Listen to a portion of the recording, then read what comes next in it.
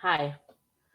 Okay, so I'm starting slightly late because everything that could have gone wrong with my tech setup went wrong. I think I finally managed to fix it. Let's see if it holds true. All right, hi. If we haven't met, my name is Ladijia. I'm a career coach and I help mid to senior level professionals find um, land amazing high paying jobs and grow in their careers.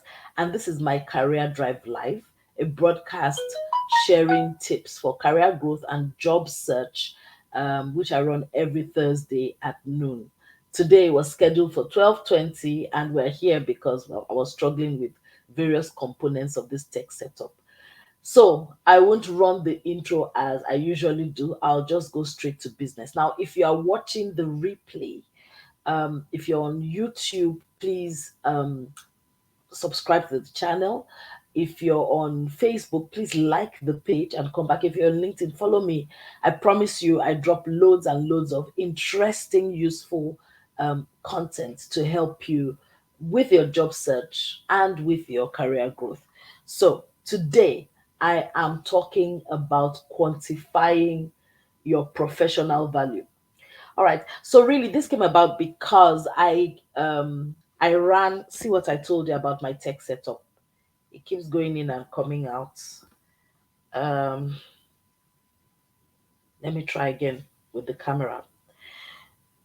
I ran a free workshop for mid to senior level professionals on Saturday, this Saturday.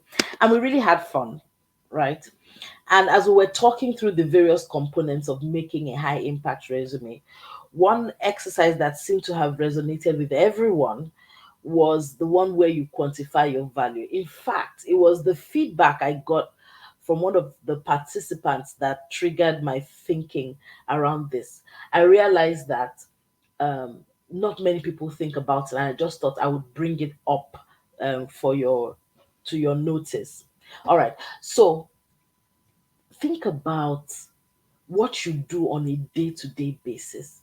What's the best way to communicate it?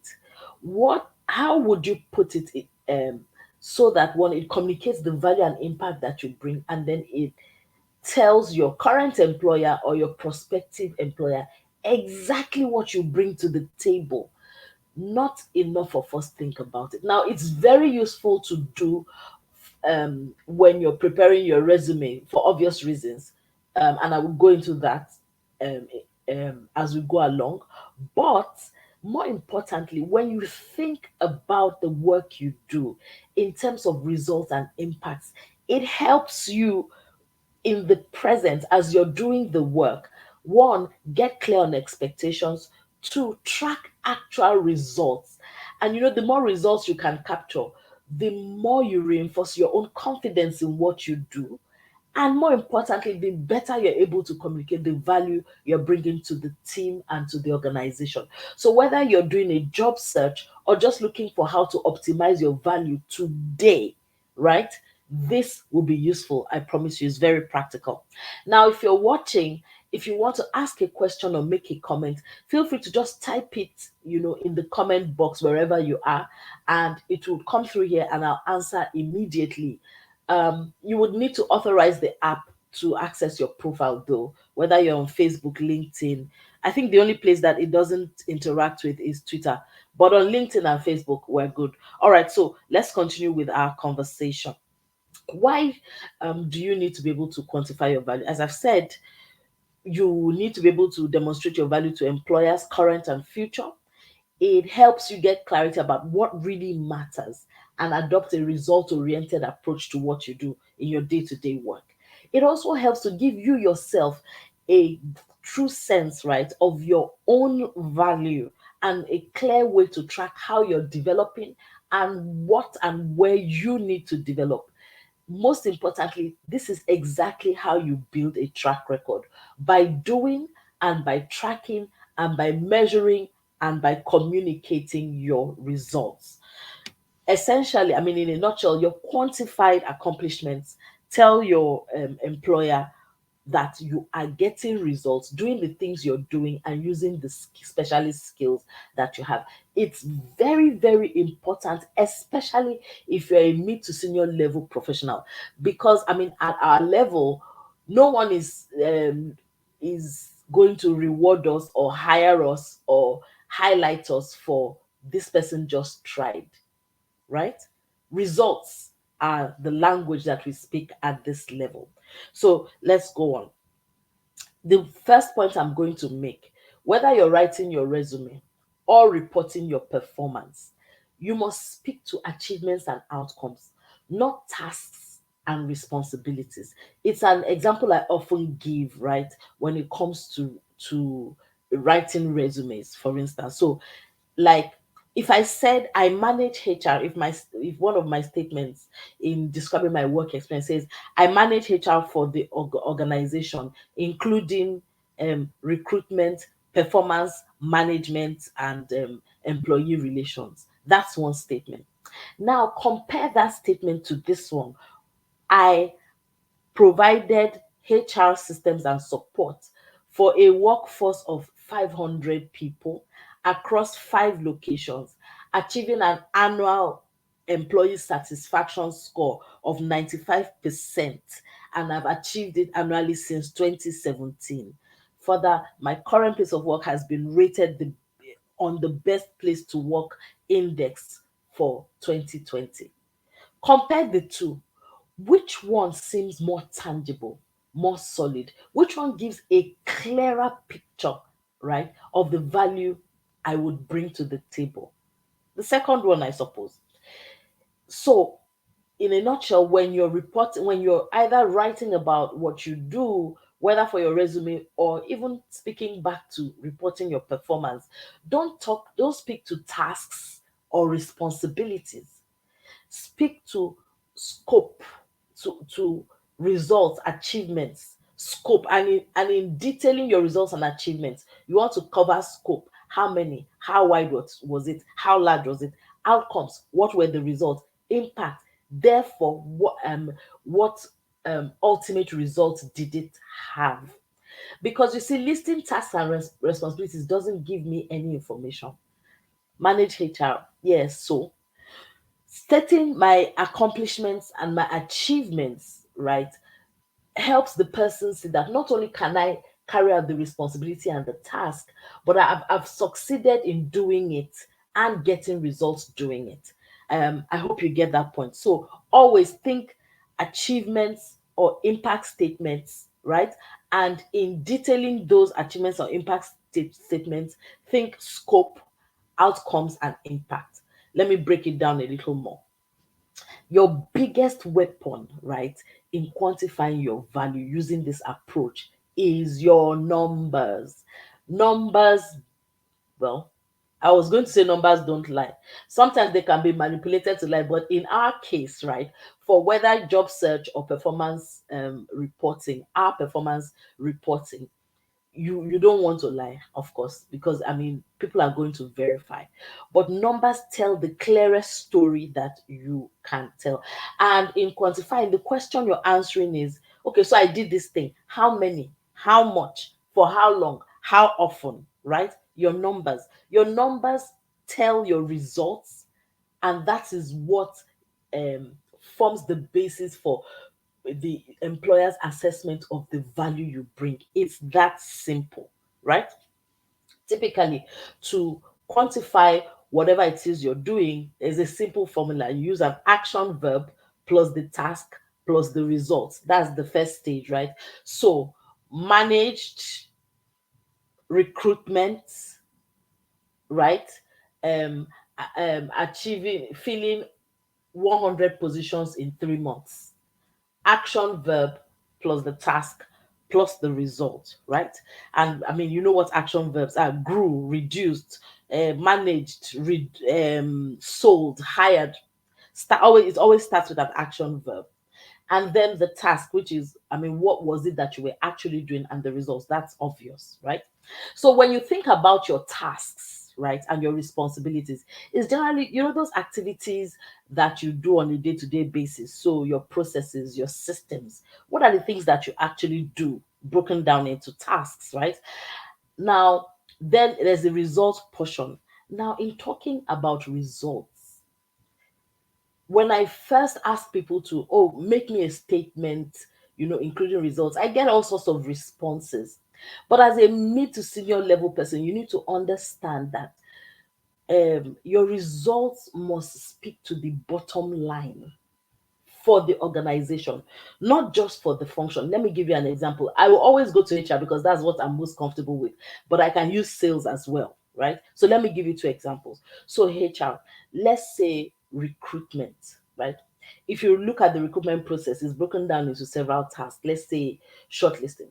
If I made a statement saying, oh, I automated the shortlisting process, therefore making it, therefore speeding up the time to hire, or I optimize the whole recruitment process, speeding up time to hire, that result that I've just stated speaks directly to the process, right? What did I improve? The recruitment process. How did I improve it? I sped up I made it faster to hire in my organization. Typically, that's measured in from 90 days to 60 days, as an example.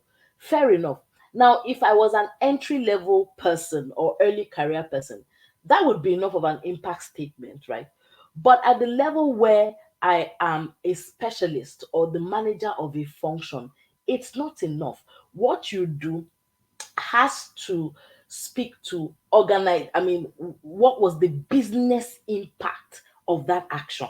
So if looking at it, for every organization there are three. When you dig down to the bottom of it, there are three things that an organization is trying to accomplish, and by which every role in an organization is measured by, should be measured by. One is revenue. What you're doing, does it increase revenue, right? The other one is cost reduction. Does it reduce costs? And the third one is risk management. How does it mitigate risk for the organization? Every other thing, right, is a function of trying to achieve these three things. Therefore, you must proactively quantify your outcomes, quite all right, but then move to relate, well, before you quantify, even move to relate it first to bottom line impact, then go on to quantify, right? So that's impact. Now, typically, where would you get these KPIs from? And I think we should talk about some of the things you can measure a little later. I will share some resources where you can see many ways in which people measure functional effectiveness or organizational effectiveness, to give you some inspiration. But of course, the measures, right, and the outcomes that you would choose to quantify for yourself are dependent on your own organizational context, and your own specific role. But typically, you get your numbers from the KPIs for your function, or for your sector, for your industry sector, or from your organizational key performance indicators or goals or objectives. All right, so I will come back to share some resources where you can get, of course, general KPIs, but we know them because we all get set performance goals. Your performance goals are a very reliable indicator as to what your employer, in the first instance, and other employers would be looking for in someone in your role. Now, a challenge that I often face, that my coaches often faces, I hear, oh, but laddie, um, what I do, you can't exactly quantify it in numbers. I get this complaint, especially from support functions, right? And also people in non-profit. And I always say, before you give up and say, oh, it can't be measured or I can't produce numbers, really think it through. Most things, right? Especially if people are tracking the performance, can be boiled down to numbers. But even if it can't, let's talk about impact statements. One easy way, right, to write an impact statement without numbers is to use the ever popular STAR approach. I'm sure you've heard of the STAR approach. The one where you answer a question using situation, task, action, results, that framework, right? We usually teach that for behavioral interviewing. So situation, what was the problem, or what was the situation, what was the context, yeah, what was the challenge? Then task, what was it that you were required to do? Action, what action did you take?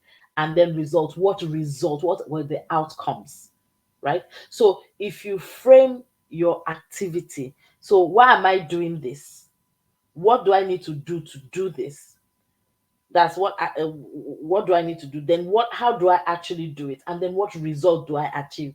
If you write it in that format, it still comes across far more tangibly than saying I was responsible for something or I had to do something, right? It still speaks to impact. So let me give you an example I found. This one is to do with training. I'll just read it out to you. This person says, so if you want to show if the skill or the activity you want to showcase is training, design and delivery as an example. And some of the skills you can use this to showcase: initiative, organization, analytical thinking, etc., etc. The situation, example situation here, the trainees were not learning quickly enough, and they couldn't navigate the company's data tracking system by the end of the period allotted. They were not ready, on time to be effective at work. So I had the task. This is an example I'm reading out, by the way. So task would be help the trainees learn. So the training period provided, they were not learning, mastering the thing within the time allotted. So the task was to help trainees to learn the system faster. The action was initiated, wrote, and edited the training manual, right? Updated the training manual, successfully proposed it and got it approved, revised the curriculum to implement it, and delivered the training. The trainees were able to complete the training. So the result now, the trainees were able to complete the training within the 2 week period, and they showed that they were ready to use the data tracking system within the time allotted. They gave a satisfaction, learning satisfaction rate of 98% as an example, right? So you've spoken to situation, task, action, result. Then you now take that and condense it. Let's say you were putting it in your resume, you would say something like, I initiated, wrote, and edited the data training manual for the company's data tracking system, which cut the training period in half and increased learner satisfaction rates to 97%. Right? So you have in that statement covered the task, shown yourself, doing that thing successfully, and spoken to the results. That's one way, right? To So using the star technique is one way to make impact statements when you do not have numbers. But I will go back and say, I urge you to push through and really, really, really dig to the bottom. Usually, numbers are far more expressive, effective at expressing value, right? So, this is just, a brief exercise in the high impact training resume workshop. We actually, spend some time doing this systematically. And if you'd like to, join in, please feel free. We just concluded one. The next one is on the 13th of November. I'll share an announcement shortly. Now, for the purpose of this chat we're having, I'd like you to do a quick exercise. And I will share a link to a Google Doc that has a simple worksheet for you to use to do this exercise. So I want you to look at what you are currently doing at work. I want you to list the 10 activities, right, that you do most often on your current job, or the 10 skills you use most currently on your current job, or if you're not currently working, the 10 skills you used in your last job most regularly. List them. The next question you would ask is, what is the purpose, right, of each of these activities, beside each of these activities. That is, what was the benefit to my employer of this activity I was doing? And remember, I said three benefits speak to bottom line. Did I increase revenue? Did I reduce risk? Or did I mitigate risk? Or did I reduce cost? Those three things. Then the third question you're answering is by how much? Quantify the outcomes from the activity and its impact. In quantifying outcome and impact, remember we said scope, the actual number, did you increase, decrease, or or the time it took. Typically, those are ways in which you can quantify. And then last but not least, I am going to post additional resources for getting your KP examples for KPIs and a link to the worksheet so that you can do this exercise. You will find that one feedback I often get when my trainees and coaches finish doing this exercise, people say to me, wow, I had not previously really centered just how much I was contributing to the bottom line. Wow, I have a new sense of the value that I bring.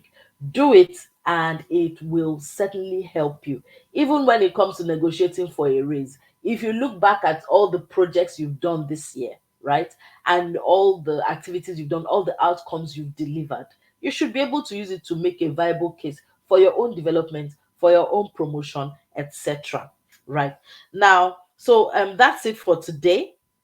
Feel free to send me any questions you have, and also access these additional resources, which I will put in a link in the box directly below this video. All right, so I'll see you next week, and until then, enjoy. Bye for now.